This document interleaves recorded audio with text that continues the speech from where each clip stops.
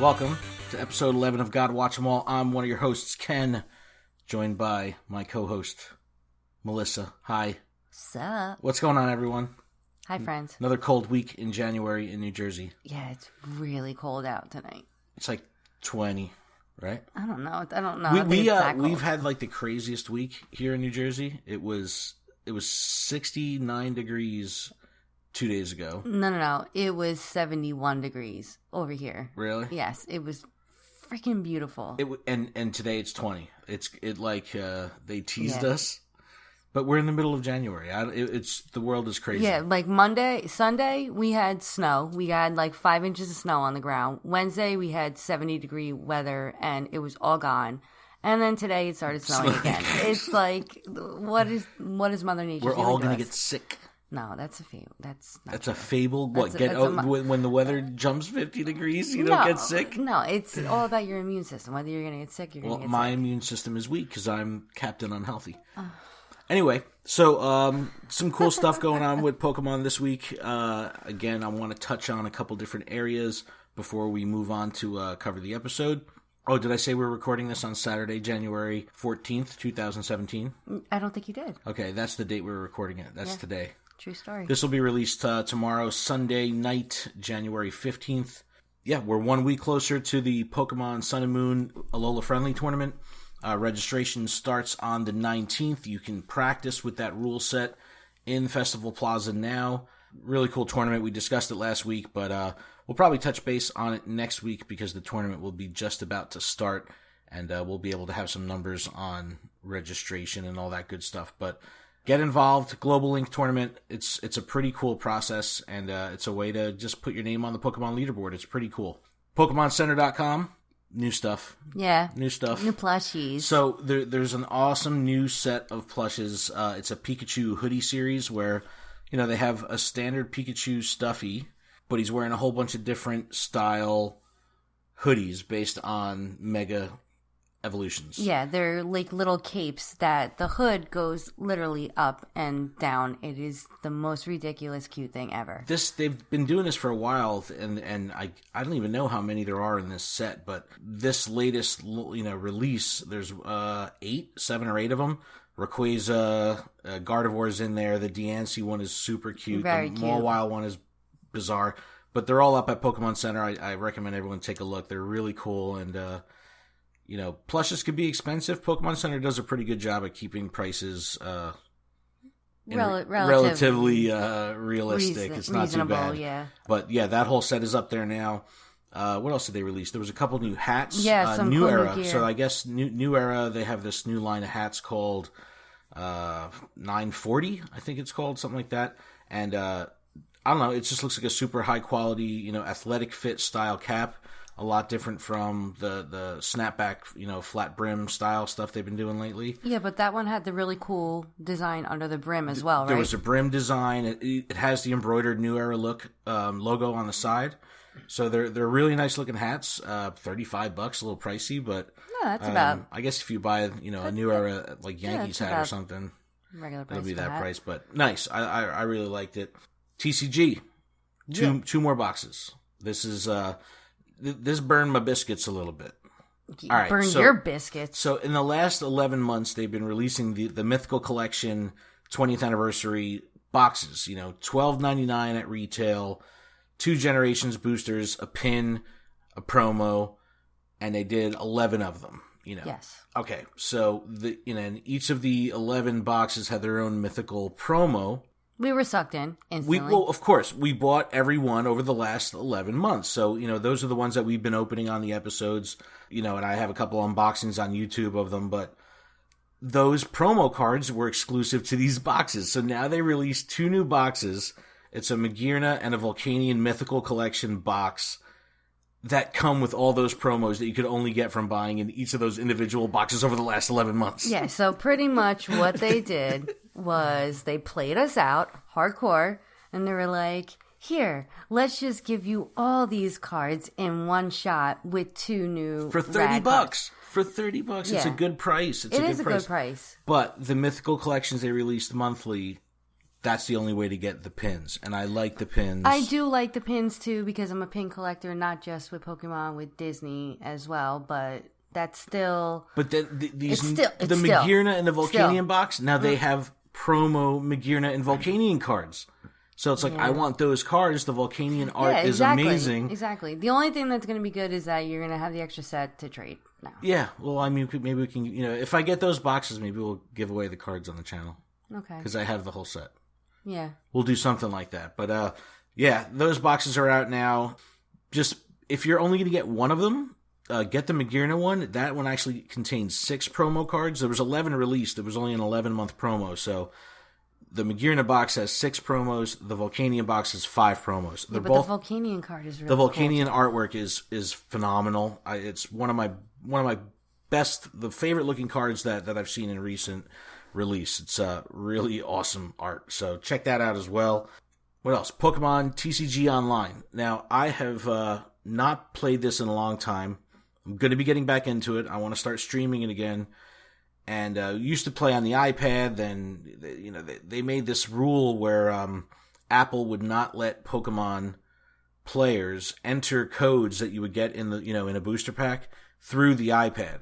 And that's where they lost me. Because they were saying that it's a code, they're making an online purchase, but they're not going through the Apple Store, and they just banned the whole thing. You can no longer enter those codes on the iPad. Now, you can link your account to a PC, and the desktop version, enter those codes, and your cards will carry over when you play on the iPad, but it's just more cumbersome because you have to get in front of a computer to enter the codes, where before you could just take a picture with the of the QR with the iPad and they're in. Yeah. Call me lazy, but I ain't got time for that. Yes, but I because I want to start streaming it, I'm going to be playing it on the desktop anyway, so I'm definitely going to get back into it. Now, if you've never played online, the rules are exactly the same as, the physical card game. They, all the artwork is there. The cards have animations to the attacks. It's really cool. It's really, really fun.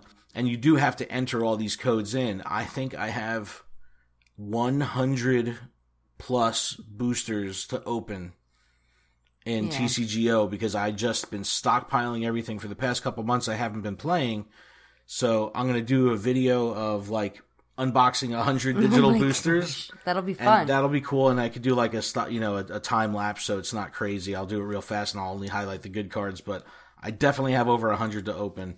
But the way that the online works with TCGO is they have this 21-day competitive cycle. So every 21 days, there's a new competitive ladder that they release.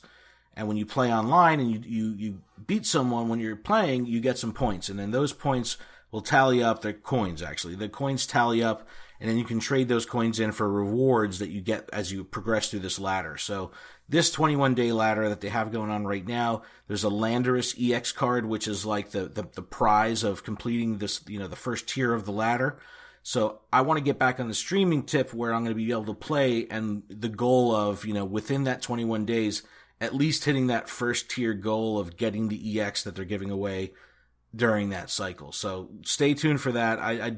It was a lot of fun to play. I fell off because of the iPad thing. I know. It was the fact that I couldn't play in bed anymore. It just ruined it for me. Well, yes, and me too.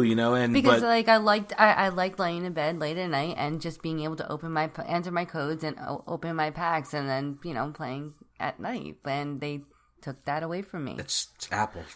All right, so that's TCGO. I recommend everyone check it out. If you're buying booster packs, you're getting digital booster pack codes. Use those codes. Why not? It's you're going to get different pulls that you get from the physical pack. So it's exciting. You can still get EXs. You can still get really cool pulls. It's a lot of fun. Check it out. All right, Pokemon Go. We've been still playing. We slowed down a little this week because we've had inclement weather. Yes. We didn't really go out too much in the snow. We did go out when it warmed up for that day. We did. And then we went out today and restocked. We did a full couple loops around Red Bank, New Jersey. It's our restock depot. There's, 30 stops within a 6 or 7 minute loop. And you ended up with 300 Pokeballs. I did. I was like, how is my bag full? I looked down and it said 300 Pokeballs. I go, wow, You're all right. stocked. Cool. You are set. And I was catching stuff the whole time. And it was cool because there was a lot of different spawns this time around, like Pikachu, Nidorino, Dratini. So it was nice. Magikarps too, Magikarps. There's been this one rotating nest in the park in Red Bank. And the past 2 times we've gone, it's like the nest activity has completely fallen off. This was a consistent nest. Every time there was a nest migration, we would check the Sylph Road, put reports up. It would consistently change, and it was very evident that this was a nest. Cluster spawns, one little drive through this one little area, and you'd pick up 2 or 3 of that nested Pokemon. The past 2 times, nothing. No consistent spawns. It's weird. So, well, this time we did have the 2 Magikarps, but we didn't stay. We didn't stay long enough to see if they were going to spawn again. Still though, I didn't see a cluster though. It wasn't a cluster. It was. Was it? Mm-hmm. Maybe I just caught mine separate. But it was. Well, we'll have to go back because now I'm intrigued because it's weird that the whole nest would fall off when it was consistently migrating over on Sylph Road. It would, people would post right up. Yeah, because there was 2 times we went that it was consistent, and then the next 2 times we went, it was nothing. Then this time there was the 2 Magikarps. We've seen it as a Magmar nest, an Electabuzz nest, Arcanine nest. Growlithe nest. Sorry, but it was just really weird, but. We're totally stocked up on balls, so I'm excited now because I literally go through 100 balls in 3 days. That's insanity. Typically 3 days, and that's with getting stops here and there, and then I have to do a once a week complete restock in Red Bank. But you could put a half an hour, 45 minutes into the restock process there, and you're overflowing. Yeah, you got a lot of eggs this time around, and I've got a bunch of eggs I hatched another Igglybuff today. What? Are you kidding me? You didn't tell me. So if you didn't listen to last week's episode, Melissa has not hatched a Gen 2 yet. No baby Pokemon, and she still hasn't as of this week. And I hatched another Igglybuff today. I'm swollen right now, and I've got 9 eggs in there now. I've got 2 10Ks going. And you consistently get eggs. It's out of control. Like I've got 6 cooking right now, and I've got a 10 going, and I'm very close to hatching. And I swear, if I don't get something in these 6, I'm going to lose my mind. I really will. It's in there. It better be. If I get a Weedle or. You've got 5Ks going. You've got a lot of 5Ks going. No, you've got 5Ks. You're going to be good. I'll rage. Poke rage. If my 10K is an Eevee. No, they moved that to 5K. Right. But you'll probably get a Pinsir. Or a Scyther, that was my last. Or shut your face, because that was my last 10K. Was the Pinsir. Electabuzz. I get so mad. It's happened. I hatched the Porygon today. Yeah, you did hatch a Porygon. I hatched the Porygon today. So I had Porygon, but he's been my buddy for a while. I'm getting ready for Porygon 2, and 21 candies from the hatch. It was awesome. That was insane. It was awesome. I'm up to 46 Porygon candy now, so I can back off once I hit 50. The most candies I've seen come from a hatch, not during an event. Nick from Trainer Tips had mentioned what the maximum is, and I think it was 20 or 20 something. So. But that's some of the highest I've seen. But yeah, that's when you awesome. said it, my jaw dropped. Yes, because I've had, I think I'm 70 or 80 kilometers in with a buddy as Porygon, and but it's I can't wait for Gen 2. I'll be ready so I can switch off to someone else. I don't even know who's going to go to the buddy next. I don't even know who else I need. I need a couple more Onyx. Yeah. A couple more Onyx candy, a couple more Scyther candy. Yeah, but you have that part. You had that park by your job, and you had all those Onyx. The one park by my job. I take my half-hour lunch, run through the park, and by run I mean drive from parking lot to parking lot. And then it was like Scyther nest, but you would catch like 6 in one shot, and then it was an Onyx nest, and now it's Sandshrew, which isn't too exciting because. Nothing too exciting, but yeah, for the Scyther, when it was Scyther and Onyx, and that was after the babies had come around, so it was like we knew Gen 2 was on its way, and it was like, yes, this is perfect for candy farming. Yeah. So awesome. All right, so we touched on all that stuff. Let's talk about this episode. It is the title of the episode is Charmander, the Stray Pokemon. I've got very excited seeing the title because yes, it's Charmander. Original air date is September 22nd, 1998. So this is the second episode in this trio, and this is, when you talk about the history of the anime, this was like really the introduction to the Kanto starters. So last episode was Bulbasaur. This episode is Charmander. Spoiler alert, next episode they touch on Squirtle. So it's like this, this string of 3 episodes is kind of super important because it plants the seed for Ash building the team that's going to like stay with him forever. Stay with him forever. So it's really cool. Charmander was my starter that I chose back in the day in Pokemon Red. So I always go fire. I would typically lean to fire. When I started Pokemon Go, Charmander was my starter as well. When I started Pokemon Go, Charmander was really? mine as well. Yes. Wow, I thought you went Squirtle. No, your starter was Pikachu because you did the secret thing. That was on the second phone. Oh, yeah. I got a work cell phone, so that was what I let my son Josh play on. And when we started that, I did the Pikachu, so he could have Pikachu as a starter. Yeah. I haven't played on that account. It's level 14. I haven't played on that account since we got Josh's own phone. So then we ended up getting Josh's own phone for his birthday. So now he has his own account. True story, bro. But yeah, this episode starts off just like the past 2 episodes have started off, with Ash and Misty arguing over being lost on their way to Vermilion City again. Yeah, and Ash is completely sidetracked and doesn't really care that they're lost. He's busy catching Pokemon, and not all those. What is that saying? Not all those who wander are lost. Yeah, true. That's Ash. That was Ash. He could care less. But Misty, on the other hand, she is absolutely losing her mind because they've been lost for 10 days now. It's 10 days. I think this is now the 4th episode that they're on their way to Vermilion City. So 10 days, 4 episodes. They're completely lost. They have a map. They're like the world's worst. They have a map, but they don't have a compass. That's the problem. They don't have a compass. They do have the map.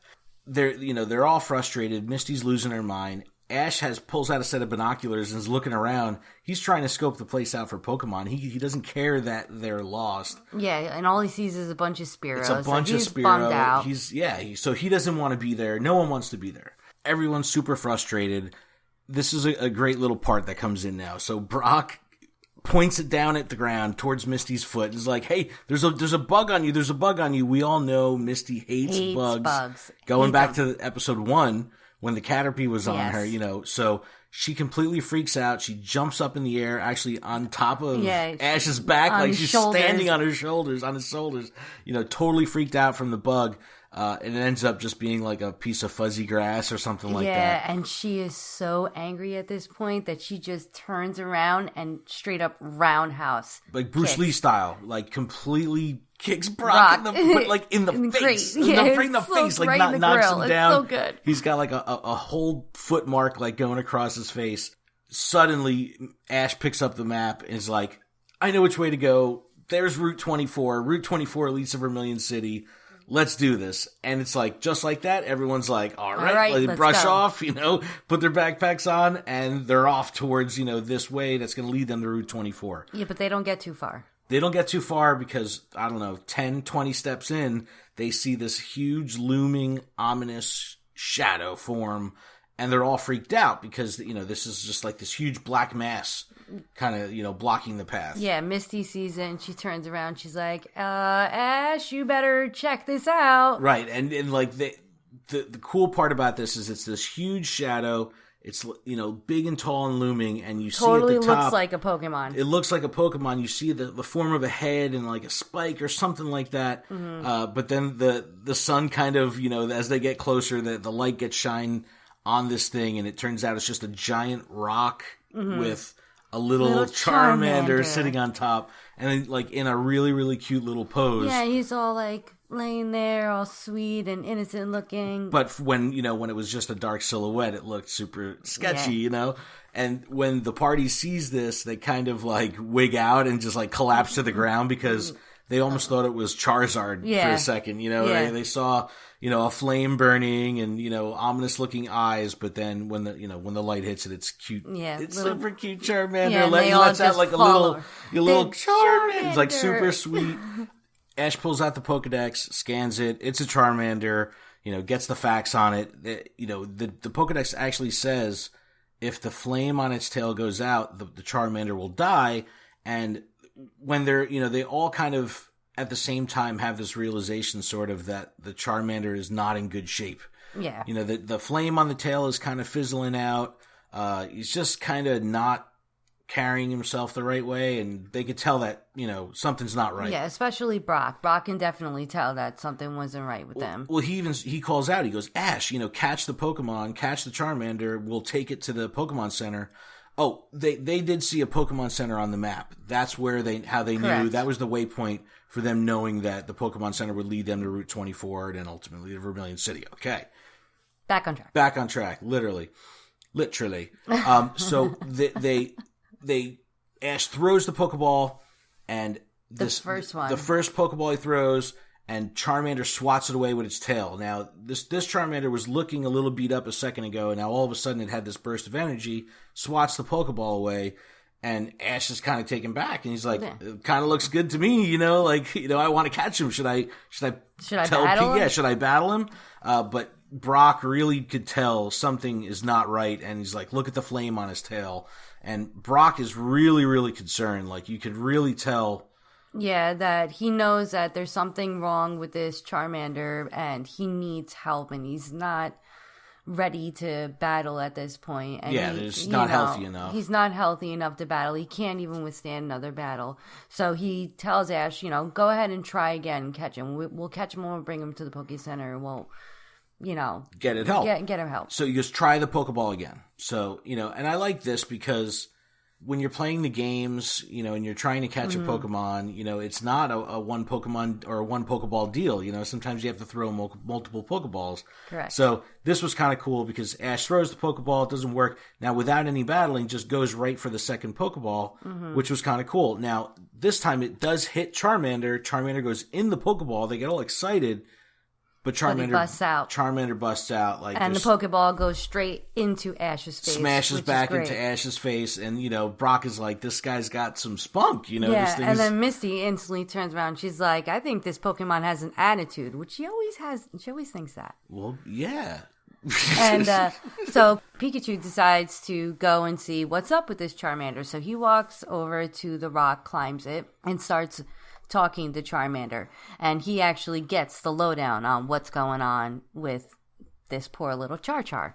He goes down and he goes back to the group and he starts to explain what's going on with Charmander. Through like the charades thing, and they've done this in previous episodes. And I love this because, Ash really does not understand what Pikachu is saying, but you could tell now that they're been together longer that it's starting to work. So his first set of charades, he does this gesture where he makes like a line down his neck. So who says it? Misty? Misty's like, a necktie? Yeah. It's like, what are you talking? Like, they have no clue what Pikachu's trying to say. No, but Ash figured it out right away, and he said, a man, and Pikachu's all happy, like, yeah, okay. And so Brock actually encourages Ash to get down and talk to he's Pikachu. Like, you need to figure this out. And ultimately, Ash does figure it out, and, it comes down to this Charmander has a trainer, and he's waiting on this rock for the trainer to come back, and Pikachu makes it clear, yes, that's the exact situation. And Brock kind of backs off at that point, and he's like, I think, if this Pokemon has a trainer and the trainer's coming back for it, we should just leave it alone and move on, which is what they do. And they, continue on, towards that Route 24 and the Poké Center. And they ultimately arrive at the Poké Center, and when they get there, you could tell Brock's mind is somewhere else. He's still thinking about the Charmander.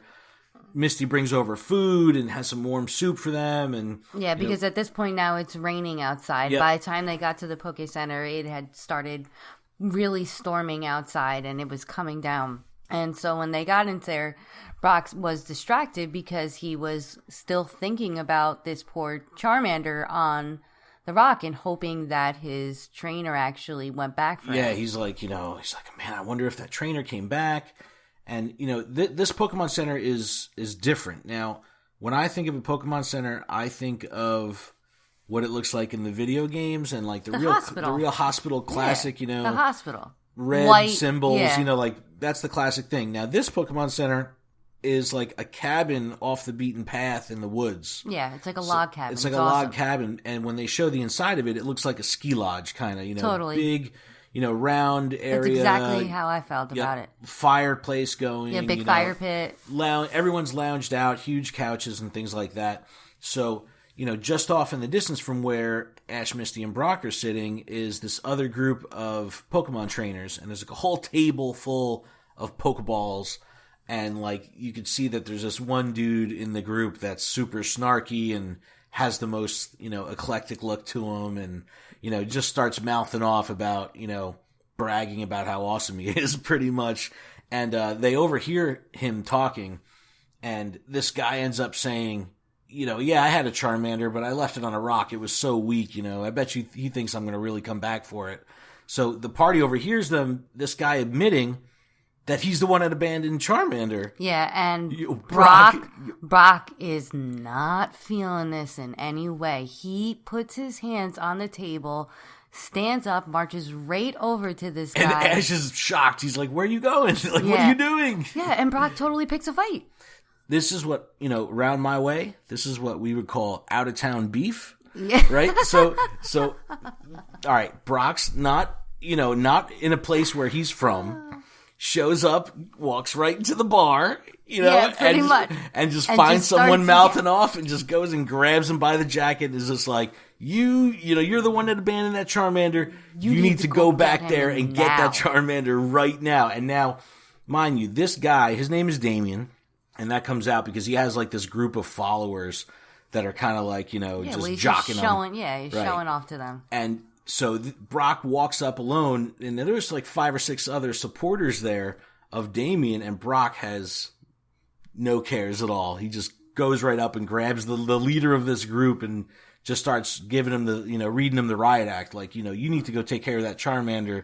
And Damian, he's not hearing it. He doesn't want anything to do with it. He's like, I left it there because it was weak. You're not going to tell me what to do. Then Ash jumps in. He's like, starts getting Brock's back. It's like, it's really about to go down like Roadhouse style. A brawl. It was about to be a brawl. So they're arguing, and Brock actually has got Damian by the jacket. Yeah, no, at he's one no point, joke. He's got him by the collar. Yeah, he's good old fashioned talking to. And they were about to start battling right there inside the Poke Center, and Nurse Joy jumps in and breaks it up. This is again the Nurse Joy paradox. Yes. Of that this franchise is famous for. It's so great. So if you're new to Pokemon, or you've been watching along in the first couple episodes with us, there's these weird rip in the space-time continuum in the Pokemon world where you have multiple Nurse Joy in every town looks exactly the same, goes by the same name. Exactly. They all kind of have this weird way of knowing that these others exist. Yeah. And it's the same thing with Officer Jenny. So each town has an Officer Jenny and Nurse Joy, and it's like they're sisters or brothers, cousins. Yeah. It's like there's some weird connection. It's weird. And it just goes. So Nurse Joy breaks it up like, hey, you never use a Pokemon to settle a personal beef. That's rude to the Pokemon. It's rude to the trainers. Break it up, break it up, break it up. Immediately, Brock is like blushing and he's like, oh my gosh. Yeah, he starts crushing on her. She's so beautiful. Brock I've never style. seen anyone as beautiful as her. And then good old Misty. She's like, just what? Like, what are you talking about? She looks exactly like every other Nurse Joy. Yeah, well, that's what she says. She goes, she looks just like all the other Joys. Like, so she even says it. And then Ash comes in with, what does he say? He goes, it's a joyful world. Yeah, it's like a true little dig snark. And it's like, boom, and they just carry on. Yeah. Really, really fun delivery of that line in the episode. It was really, really funny. Yeah. They decide that, once it's broken up and Damian and crew goes the other way, they come back to their senses and they're like, Charmander. We got to go save We Charmander. got to go save Charmander. Now, like you said before, it's a monsoon out now.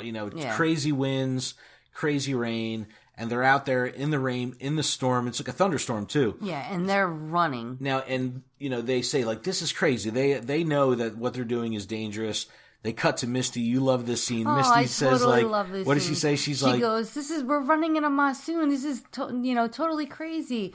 But it's all for the Pokemon. Yeah, we and gotta help a Pokemon in need or something. Yeah, and she winks, and she's got the cutest little face, and she's wearing this little pink poncho, and I can't even take it. It's just so super cute. It's like, I loved it. So they're running back in the rain to this, that big rock that Charmander was on, and poor Charmander has like a leaf covering itself and protecting its flame, but from the rain. Dying. It's in bad shape. Yeah, like its flame the is going flame out. is like a match head at this point. This tiny little thing burning. Yeah, and at the time, and in the background, these Spearows are watching poor Charmander, and See, if Ash would plotting have caught on him. all those Spearow in the beginning of the episode, Yeah, well, he wouldn't have caught all of them. he should have caught all of He them. didn't want them. Because he was like, all there is Spearow here. He had no interest. That's not like me. When I'm playing Pokemon Go, I can see 15 Spearows in a row. I'm catching them all. Yeah, well, you only need one of each. I leave no Pokemon behind. No. I catch them all. Anyway, back to the episode.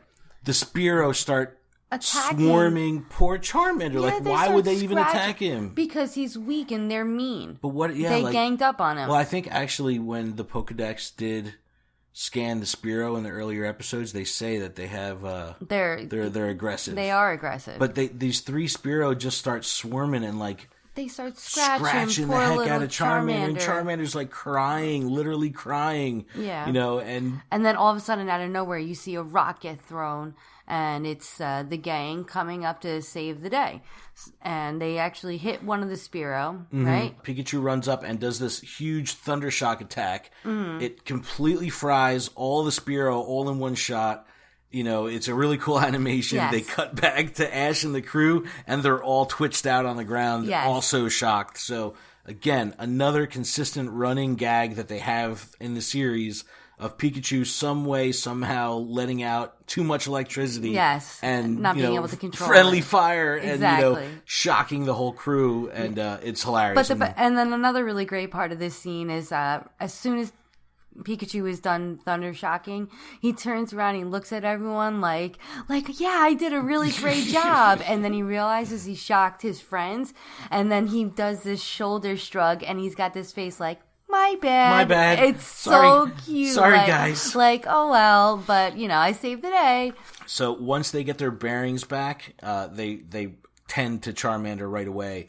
And it's real bad shape. Now, Brock is really leading this charge, so you could tell that he's not messing around. Mission. This is his mission to take care of. Save this Pokemon. So he's like, picks up the Charmander, kind of wraps it in a blanket. Ash then says, I'll make sure that the flame stays lit, and has like a separate blanket over its tail. They take their jackets off. Yeah, they take their jackets off. See, and they're like holding it over the tail as they're running back towards the Pokemon Center. They finally get there, they barge in through the door, and they immediately start pleading to Nurse Joy, like, yo, we need your help. This Charmander's in bad shape. They immediately get the Charmander on the, examining table. She starts taking vitals and all that good stuff. And this Charmander's in bad shape. Yeah, Nurse Joy is very upset at how bad of shape that the Charmander is, and she starts to reprimand the group. She's like, how'd you even let Charmander get to this point?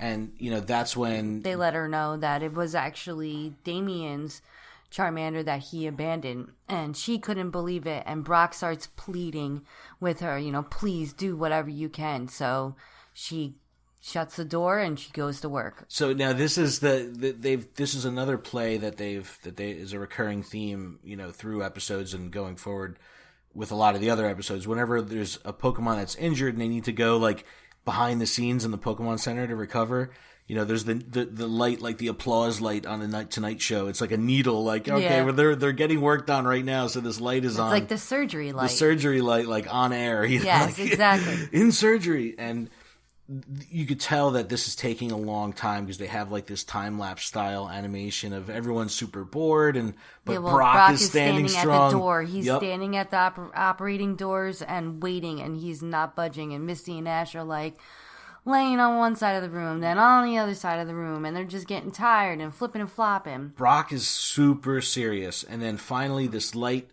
goes off. The door opens. Nurse Joy comes out. She's looking not so happy, but then she gives the good old... She gives, like, the peace sign. Like, and it's like, all good. And the party just kind of melts. They're just like, thank goodness. Nurse Joy says, he was super banged up, but he's recovering. He'll be fine by morning. Don't sweat it. Yeah. And it's all good. So everyone's happy, and they're just excited that Charmander is okay. So, and everyone just kind of, like, sleeps in the Pokemon Center on the couch. They just have like blankets and they're just kind of there. They cut to the morning and Brock wakes everyone up in a complete panic. Everybody wake up, wake up, wake up. Ash doesn't know what the heck is going on.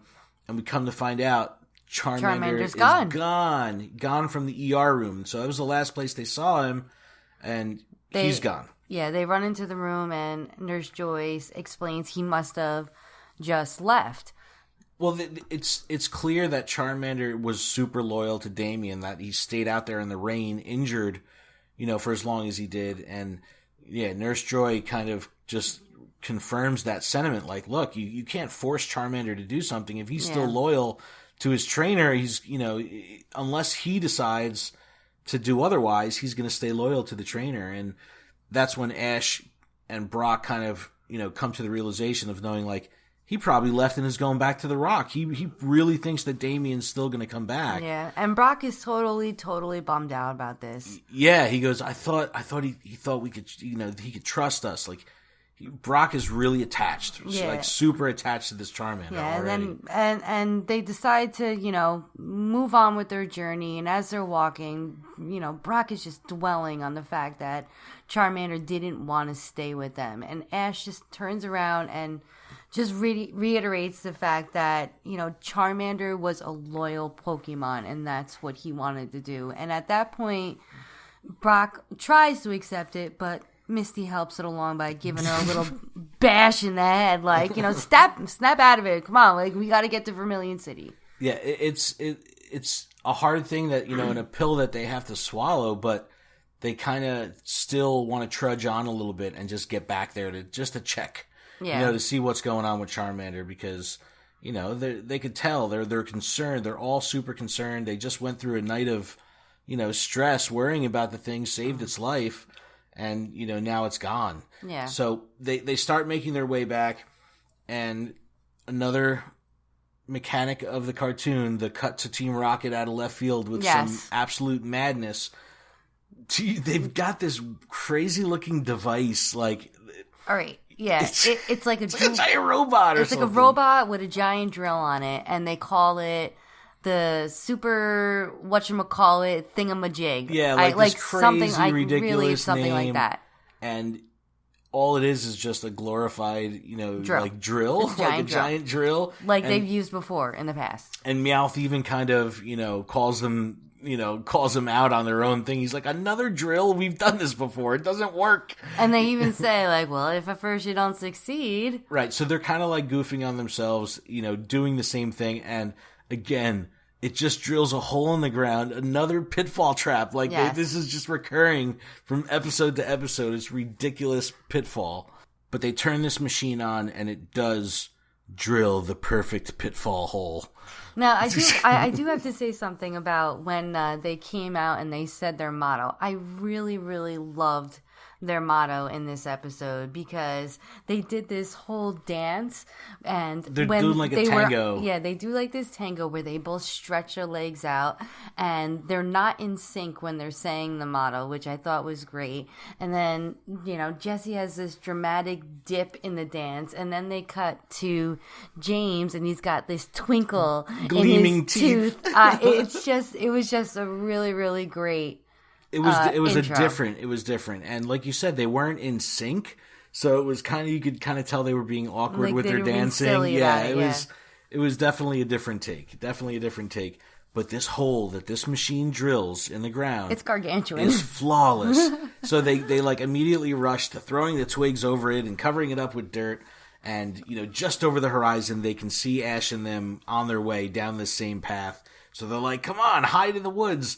And this giant machine drill thing sprouts 2 legs out and just kind of like walks off into the woods. Well, Jessie, you don't see Jessie in the background. She's got a remote control. She's got a remote control, and she's standing in the woods. She's controlling him back. So the way that this goes down now is Pikachu is kind of like 10 feet out ahead of the rest of the guys. That's because that's how he rolls. Right. You could see Team Rocket in the woods kind of becoming very, very impatient. They're like little so kids the little in a kids are candy so shop. excited. Like, oh my god, it's right? coming. So they're making all this noise and Meowth gets mad and you get like the 1, 2, whack, whack, scratch, scratches him right across the face. He's like, shut up. And Pikachu walks right over the trap, no problem, nothing happens. And they're like, what happened? You know, is it too strong? You made it too good. You used too many sticks. Yeah. But then once the crew walks over it, it works. And the thing falls. Now, Pikachu's a couple feet ahead, so Pikachu's out ahead. He's safe. The rest of the crew's at the bottom of this super deep pit. Like, this is a solid hole in the ground. Yeah. And now this is Team Rocket's opportunity. They're like, Pikachu's alone. He's mine. You know, what do you got, Pikachu? Yeah, but you know what? I gotta give Team Rocket credit on this part right here because they step out of the woods and they have these awesome, they're very smart this time, blue rubber suits. And Jessie's going on about how it's not her color and Meowth is not here. And he's like, you know, come on, let's just catch this Pokemon. And because as soon as they come out in this rubber suits, Pikachu tries to shock them. It's a Pikachu-proof suit. And they say the rubber's non-conductive. Like, you can shock all you want. It's not going to hurt us. Yeah. And it works. These are like, they kind of look like hazmat suits with like, you know, the plastic dome over their face so they could see. It was correct though. It was correct. Because, you know, Pikachu tried and he failed. He wasn't able to shock him. And then they pull out, which I thought was great. It was called the anti-Pikachu rubber balloon bazooka. Yeah, the blue rubber balloon bazooka. And they have this crazy gun. And, you know, the thing looks super aggressive and super mean, and it's like, oh my god, they have like a real bazooka. Like, what are they going to do? They were red. It was giant red balls. But it's not a ball. It's a balloon. That's right. It starts shoots blowing this up. giant balloon out. Now, this thing is like, it's just like a wubble ball, like, you know, a real soft, you know, kind of moving blobby balloon, right? And the thing is moving like 2 miles an hour, and Pikachu starts running, and it's like a horror movie where, you know, the bad guy is moving really slow and the person's trying to run away really fast, but they still get caught, yeah. So this giant balloon, like, smothers Pikachu and kind of, like, encloses around him. Now, this is made of the same material as their anti-Pikachu suit. So Pikachu's doing these thunder shock over and over and over. The shock is not getting through the balloon, and Team Rocket's just standing on the outside taunting him like, we got you, you know, finally. And Ash, from the bottom of the hole, can hear Pikachu in trouble. And he's like, Pikachu, what's going on? What's going on? You know, and they're trying to get out of the hole. He's actually standing on Misty and Ash's face, which is hilarious as he's trying to get out. But they show Team Rocket, you know, laughing down at Ash and them holding Pikachu in this balloon thing, just kind of like a garbage bag. You know, they're just like, we got it. You know, they really, really think they're in a good position and now. Pikachu is straight up worried, and he's looking at Ash like, you better do something. Yeah. And Meowth starts talking some sense into Team Rocket and says, you know, we got Pikachu. Let's not waste any more time. Let's get out of here. So they turn around, they go to bounce, and lo and behold, they get stopped by Charmander. You hear a little Char. Now, when we prepare for the podcast, we watch the episode multiple times. So we watched the episode twice tonight. Yeah. And I didn't pick up on this the first time through, but when they show Charmander, the music changes to like this ultra triumphant sounding music. It is so funny. I don't know if you picked up on that. No, I didn't. It's so great. Like, the Charmander just comes on screen. And now, mind you, it's the classic animation, the super baby-faced Charmander. Yeah, it is really baby. But they animated in a way where he still has the cutest face on Earth. But you can tell he's not messing around. This dude means business. You got he's got the triumphant music going on, you know, and Team Rocket is completely shocked. They're just standing there. Yeah, well, they don't know what Pokemon is going on. They don't know what kind of Pokemon it is. And Meowth even steps up and starts communicating with the Charmander. Yeah, well, because Charmander starts saying to them, Charmander. Charmander. And Meowth says, this Charmander says that we better give this Pikachu back right now. Right, so Charmander is out of the blue just backing up, Ash and them, and he's just kind of looking out for him. Yeah, willing to help him. Team Rocket's just in awe. They don't even know what's going on. They cut to Charmander, and you can see him. He's doing like a Kamehameha, like he's really pulling energy from deep within his gut. Taking a nice big deep breath. And he lets this flamethrower go out, but this flamethrower is... like 10 feet wide. It's, you see tiny little Charmander, and it's a Charizard-sized flamethrower. And it just completely cooks Team Rocket and Meowth. Now, good thing that Pikachu is, in the protective bag, but... Team Rocket completely gets toasted. They're like completely charred up, no pun intended, and they run away. They as they're running away, they're like, "Oh, we needed fireproof suits." Team Rocket's blasting off again, so they go through the whole thing. They're gone, and finally the crew can crawl out of this hole. And they have Charmander to thank. Charmander literally saved the day. Now, just like in last episode where Bulbasaur was kind of the unsung hero. Bulbasaur didn't have a trainer telling it what to do. This is another Charmander now, wild Pokemon at this point, because it's really abandoned. It has no trainer, and it's doing things on its own to help the humans. Which is I just think it's a cool dynamic because it doesn't need to be told what to do to have that a good heart, the morality, right? Yes. The good heart. So very, very cool. It's just excellent to see the crew have to thank a Pokemon and not really thank a human. It's just a cool dynamic because it shows the relationship, how they really do consider Pokemon as equals and, are into that relationship building, and it's not just an ownership thing. Yes. Very, very cool. Very cool. Now, as this is happening, right, everyone's crawling out of the hole, happy day, right? Damian, the original trainer, total jerk guy, was hiding in the woods when Charmander torched Team Rocket. So he sees now that Charmander actually has got some beef behind him and that he can actually roll with the big dog. So now Damian wants to take this Charmander back. Ash and the crew are thanking Charmander for helping him, and they even say, like, you should join us. And Ash is saying, why don't you come join our team? And just as this conversation is going down, Damian's like, no way. He rolls up, and he's like, I want this Charmander back. Right, and the Charmander, you could tell, is torn, because he's like, wait a second, he's super confused for a second, but Damian puts his foot in his own mouth, and he starts, like, going off, and he's saying, I didn't want this Charmander, but now that I saw it has attacks, it'll be great in battle, like, I could care, and he's just putting his own foot in his mouth because he's making it very clear. Well, he's pretty much saying straight up, like, I don't care about training you, I just want to fight you, like, straight up. And then they cut to Charmander, and you see poor little Charmander's heart break. Like, are you kidding me? Like, it's at that point you see that Charmander realizes, like, this guy doesn't care about me.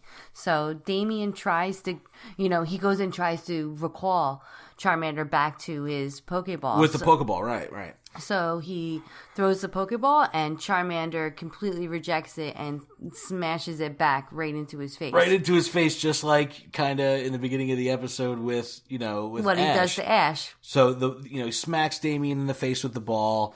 As Damian is recovering from this, Pokeball to the face, again, Charmander lets out this huge flamethrower, is completely roasting Damian. And for no reason. No. Pikachu comes out and starts thundershocking. That is there is a perfect reason. One, because Charmander saved Pikachu. And two, because Pikachu knows that that's going to be his boy. But that's plain and simple. Like, I got your back, exactly, I got your back. But it was so crazy because he was, Charmander had already won, you know what I mean? Like, Damian was already roasted. Completely done, and just Pikachu just like slides up in there and is just like, let me get on this. Yeah, that's exactly It's so really funny. It's just so gratuitous, and it's just absolutely hilarious. Damian runs away. He's like, "Oh, mommy!" Yeah, like you can tell, he does say mommy. So it's totally toasted him. It was just really, really funny. And this next part, so I awesome. know, it's really sweet. So now it's very clear. Charmander's going to be with them. Yeah, Charmander's going to stick with the party.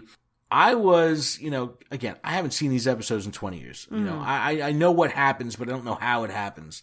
So it was really cool to see this next part. You would think that Charmander going with the party, he would pair with Brock, because Brock has been the one was leading this mission to save Charmander.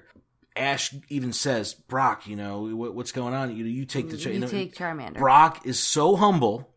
He says, I know you'll train Charmander to be a strong Pokemon. You go ahead and take Charmander. You're actually the one who kept his flame lit, burning, when we saved him. You take Charmander. And Ash doesn't really need to hear this twice. He's just like, of course. All right, and takes the Pokeball out. This is so cool. You love this. I can't even take this part. It's like one of my favorite catches. I don't know if anything's going to beat it. So when Ash realizes Charmander's going to be his, he turns and he looks at Charmander and he goes, all right, Charmander. He throws the Pokeball and Charmander runs and jumps and leaps straight into the Pokeball. It is it's so cool. The most satisfying moment I've felt yet. Like I was just, it was just so, like, yes, like he was coming home, Yeah, exactly. It was like, yes, finally Ash is Charmander. Yeah. And like instantly in my head I was thinking like, oh my God, this is it. This is the beginning of this beautiful friendship. And I know down the line it's, how Charmander turns into Charizard and the relationship that they have, and just seeing how this is exactly how they started was for me just like so. I loved it. It was cool. So awesome. It was cool. It was really cool to see just Charmander really know that, I really want to be with you. Yeah. Like I'm good now. Like the grass is greener. He didn't have to battle to get him. It was a mutual understanding. Like right. Jumps right in the ball. And you can tell that this relationship was going to be different than all of his other catches, just like with Pikachu. Right. Like you knew that, and the same thing with Bulbasaur. You knew that the relationship that he's got with this specific Pokemon is going to be different because the circumstances in which he got him are different than the other Pokemon. It's very cool. I'm so happy Charmander's in the crew now. I don't know. I'm always partial to Fire. Yeah. Red. Well, I just love Charmander and I love Charizard. So the starters, What about you? You have no love for Charmeleon. You skipped right over Charmeleon. You're like, forget that fool. Yeah, Charmeleon is. He's the middle child of Marsha. It's just that Charizard is so awesome. That's what it is. Yeah. That's what it is. Charizard is so awesome. He's the middle child. Yeah, but middle child never gets love. Now sorry, all middle childs out there. But it's true, and you know it. I'm not the middle child. I know you're the oldest. Exactly. I'm the youngest. But it was a cool way for the episode to close. They're still en route to Vermilion City. Like, when will they get there? It's crazy. One day. At the end of the season, they'll get there. Exactly. 52 episodes later. But yeah, they're still en route. But again, Ash is just building this ridiculous roster. It's just really cool. Oh, and he even said during the process of getting Charmander, that when he originally in episode 1, when he went to Professor Oak to get his starter, he wanted Charmander, you know, but obviously Charmander was already taken, and he was bummed about that. So he's like, I've always wanted the opportunity to get one, and now that's fulfilled for him. So it's really starting to get rounded out. And I really like this episode. I think that for me, this was one of my favorite episodes. This episode felt very quick for me. It didn't, there wasn't a lot of battling, there wasn't a lot of high action. But there was just a little bit more on the emotional side. There was a lot of really cute stuff in this one. Yeah, a little bit more emotional, a little bit more story. But, they're going to need to do that as they, build the roster of all the Pokemon. So, really cool. I can't wait for next time. I can't wait for next episode. So, yeah, I can't wait for the next episode, too. It's going to be awesome. Okay. Boosters. I have some boosters here. These are very special boosters to me. This, when I had my surgery back in the end of September, awesome friend of mine and a Toys for Games community member, Gabriel Perez, and his wife Chris sent me a very, very nice Get Well card along with a tin of Pokemon cards. It was so, They're so sweet and considerate. They're really, really good people. Gabriel and Chris, thank you so much. I was originally going to do these in a video. I've been holding on to these, but I don't know. I saw them today. I saw the Pikachu, and I was like, all right, we're going to use these packs. So from that tin, I have 2 Steam Siege packs, and I have the Pikachu EX card. I'll get this stuff up on Instagram after our polls, but the Pikachu is really cool. Yeah. He has a Thunder Shock and Mega Thunderbolt attack. Mega Thunderbolt attack is no joke. Yep, 160 damage. 130 hit points. Energy. It's a very good looking card. Pikachu's kind of just like soaring along, emitting electricity. It's really cool. He's kind of like, oh no, he looks like he's awesome. jumping from the top turnbuckle. He's like, it's awesome. Yeah. He's just totally bad. So very, very cool. I'll get pictures of that up. I have 2 pack art: Xerneas, Yveltal. Which one you want?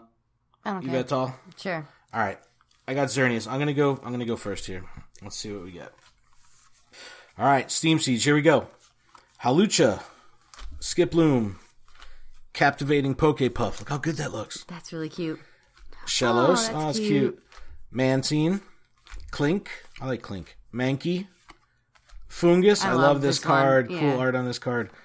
My reverse is a Croagunk, and Druddigon is my rare, non-holo. These are so hard to say, their names. All right, so I have a Persian, a Shieldon, a Steelix Spirit Link, a Dino. Sorry, guys. Litwick, a Nosepass, a Chimchar. I like Chimchar. He's cute. A Nidoran, and what is this? Oh, this is the split type from Steam Siege. This is awesome. It's a Volcarona, and it's split leaf and fire. This is a really cool card. Mm-hmm.